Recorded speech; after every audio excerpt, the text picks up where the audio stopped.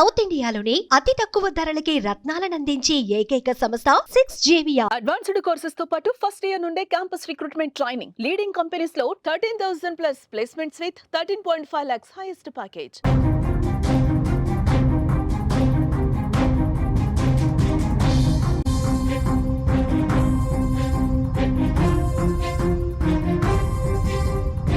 Welcome to Suman TV. Sarpanch ఎన్నికలు ఎప్పుడా అని ఎదురు చూస్తున్న వాళ్ళకి ఖచ్చితంగా ఇది గుడ్ న్యూస్ అవుతుంది. ఎందుకంటే గ్రామాల్లో ఇప్పటికే అనేక మంది నాయకులు సర్పంచ్ ఎన్నికల బరిలో నిలవడానికి, సర్పంచ్ ఎన్నికల కోసం ఎదురు చూస్తున్నారు.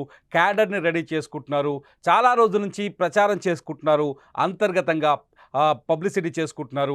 అంతేకాదు నేనే కాబోయే సర్పంచ్ అంటూ ఇప్పటికే జనాన్ని కూడా ప్రిపేర్ చేశారు. కానీ సర్పంచ్ ఎన్నికలకు నోటిఫికేషన్ ఎప్పుడు వస్తుందనే దానిపైన ఇప్పటివరకు స్పష్టత లేదు.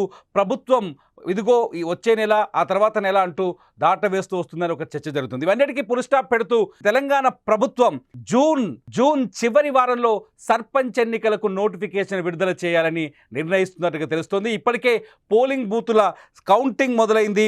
ఓటర్ల జాబితాను కూడా పూర్తి చేశారు. పోలింగ్ కేంద్రాల గుర్తింపు కూడా ఓ కొలిక్కి వచ్చినట్టుగా తెలుస్తోంది. ఇటు అధికారులు శరవేగంగా పనులు చేస్తున్నారని ఒక సమాచారం అందుతోంది. మొత్తానికి సర్పంచ్ ఎన్నికలతో పాటు ఆగస్టు 2వ వారం నాటికి పూర్తి స్థాయిలో స్థానిక సంస్థల ఎన్నికలన్నింటినీ పూర్తి చేయాలని కాంగ్రెస్ ప్రభుత్వం, రేవంత్ రెడ్డి ప్రభుత్వం ఏర్పాట్లను పూర్తి చేస్తున్నట్టుగా సమాచారం అందుతుంది. ఇప్పటికే ఈ ఎన్నికలకు సంబంధించి స్థానిక సంస్థల ఎన్నికలకు సంబంధించిన అన్ని ఏర్పాట్లను పూర్తి చేశారు.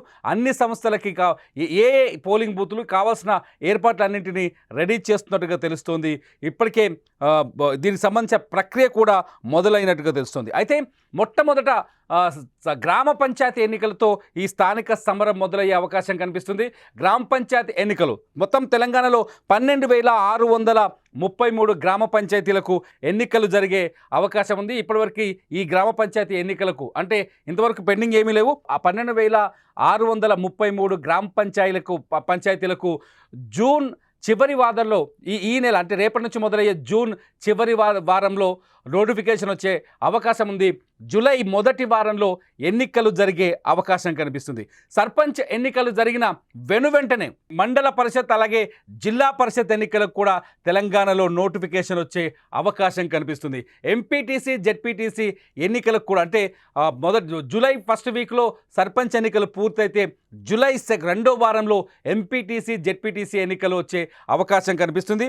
మొత్తం తెలంగాణలో 5,817 ఎంపీటీసీ స్థానాలకు ఎన్నికలు జరిగే అవకాశం ఉంది. ఎంపీటీసీలకు కూడా ఆల్మోస్ట్ ఆ లైన్ క్లియర్ అయినట్టుగా తెలుస్తుంది. ప్రభుత్వం నోటిఫికేషన్ విడుదల చేయడమే తరువేగా అంటే వరుసగా సర్పంచ్ ఎన్నికల తర్వాత ఎంపీటీసీ, జెడ్పీటీసీ ఎన్నికలు, ఎంపీటీసీ, జెడ్పీటీసీ ఎన్నికల తర్వాత మున్సిపల్ ఎన్నికలకు కూడా ఏర్పాట్లు చేస్తున్నట్టుగా తెలుస్తుంది. మొత్తానికి తెలంగాణలో 567 మండలాలు ఉన్నాయి. ఈ 567 మండలాలకి ఎంపీపీల ఎన్నిక కూడా పూర్తయిపోతుంది. జూలై సెకండ్ ఆర్ థర్డ్ వీక్లో 567 మండలాలకి ఎంపీపీల ఎన్నిక కూడా పూర్తయిపోతుంది. జెడ్పీటీసీల ఎన్నికలు, జెడ్పీపీల జిల్లా పరిషత్తుల ఏర్పాటు కూడా పూర్తయిపోతుంది. మొత్తానికి స్థానిక సంస్థల ఎన్నికల కోసం ప్రభుత్వం ఏర్పాట్లు చేస్తుందని చెప్పాలి. అయితే రిజర్వేషన్లలో తేడా ఉండడం, రిజర్వేషన్లపైన స్పష్టత లేకపోవడం వల్ల ఈ ఎన్నికలు ఇప్పటిదాకా వాయిదా పడ్డాయి. అయితే కాంగ్రెస్ ప్రభుత్వం అధికారంలోకి వచ్చిన తర్వాత సర్వే నిర్వహించి బీసీల లెక్క తేల్చడంతో బీసీల పైన ఒక బిల్లును కూడా తయారు చేసి అసెంబ్లీలో బీసీ రిజర్వేషన్ బిల్లును రెడీ చేసి ఆమోదింపజేసి కేంద్రానికి పంపించింది ఇప్పటికే రాష్ట్ర ప్రభుత్వం, రేవంత్ రెడ్డి సర్కార్. అయితే ఈ బిల్లుని కేంద్రం ఆమోదించకపోయినా ఈ జూన్ చివరి వారం నుంచి జూలై, ఆగస్టు 2వ వారం వరకు స్థానిక సంస్థల ఎన్నికల్ని పూర్తి చేయాలని చెప్పేసి రేవంత్ రెడ్డి ప్రభుత్వం కృత నిశ్చయంతో ఉన్నట్టుగా సమాచారం అందుతుంది. అయితే కాంగ్రెస్ ప్రభుత్వం ఈసారి ఎన్నికలకి సరికొత్త వ్యూహాన్ని కూడా రచిస్తున్నట్టుగా తెలుస్తోంది. స్థానిక సంస్థల ఎన్నికలపైన అనేక డిమాండ్లు ఉన్నాయి. ఎన్నికలకు సంబంధించి ముఖ్యంగా తెలంగాణలో ఉన్న బీసీ సంఘాల నాయకులు ఖచ్చితంగా రిజర్వేషన్లపైన జీవో వచ్చిన తర్వాతనే, రిజర్వేషన్లని తేల్చిన తర్వాతనే స్థానిక సంస్థల ఎన్నికలకు వెళ్ళాలని పట్టుబడుతున్నాయి. అయితే ప్రభుత్వం చాలా స్పష్టంగా ఒకవేళ కేంద్ర ప్రభుత్వం బీసీ రిజర్వేషన్ బిల్లు పైన ఎటు తేల్చకపోయినప్పటికీ, తేలే అవకాశం అయితే కనిపిస్తలేదు ఇప్పటికున్న సిచ్యువేషన్లో.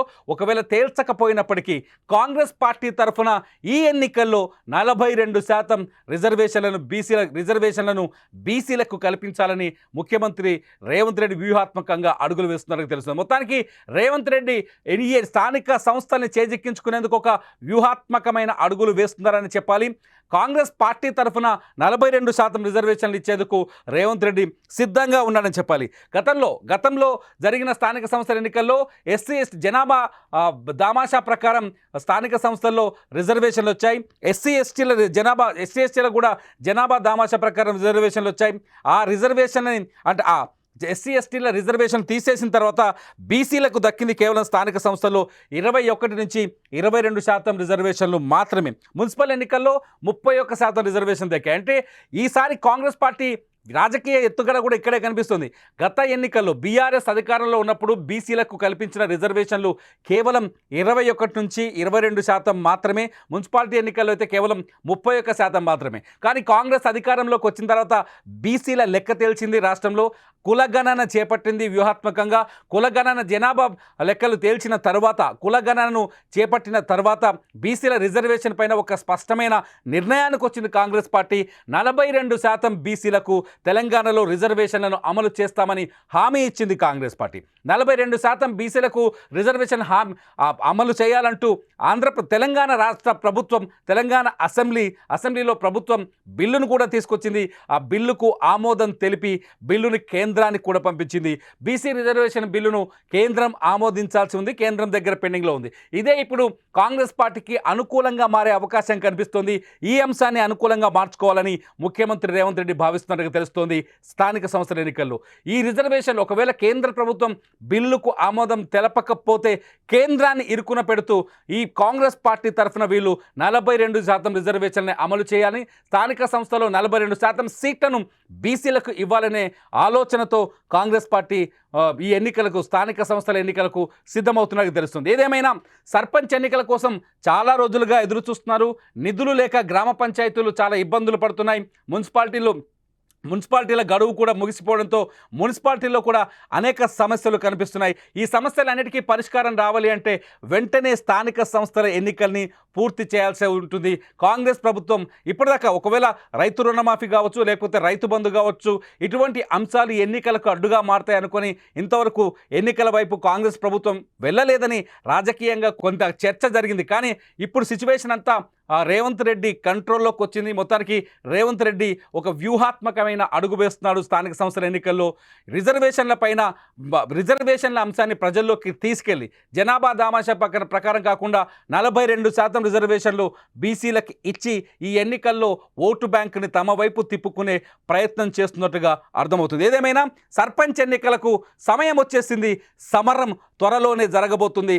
మరి వచ్చే 2 నెలల్లోనే సర్పంచ్తో పాటు ఎంపీటీసీ, జెడ్పీటీసీ, మున్సిపల్ ఎన్నికలు కూడా మొదలవుతాయనే సమాచారం మనకు అందుతోంది. చూస్తూనే ఉండండి సుమన్ టీవీ. సర్పంచ్ ఎన్నికలు అలాగే స్థానిక సంస్థల ఎన్నికలకు సంబంధించిన పొలిటికల్ న్యూస్ కోసం, ఎవ్రీడే పొలిటికల్ అప్డేట్స్ కోసం సుమన్ టీవీ లైవ్ని సబ్స్క్రైబ్ చేసుకోండి.